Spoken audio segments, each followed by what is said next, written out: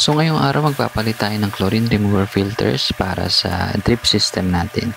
So una kong gagawin is i-test muna yung tap water and output water using chlorine tester kit.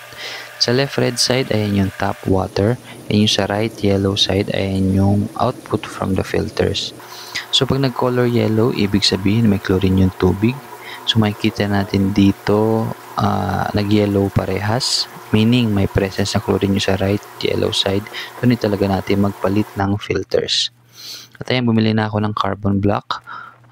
So bali tatlo yan for 3-stage filtration, and sa current system ko, inaabot siya ng 6 months bago palitan. So madali lang naman itong i-maintain once ma-setup mo na, and yung test na ginagawa ko regularly para ma-monitor din yung effectiveness ng filters. Usually gradual lang naman yung presence ng chlorine, hindi naman ito nag-spike kaya hindi masya-shock yung isa natin if ever makalimutan natin magpalit on time. So after mapalitan lahat ng filter, magte-test ulit tayo.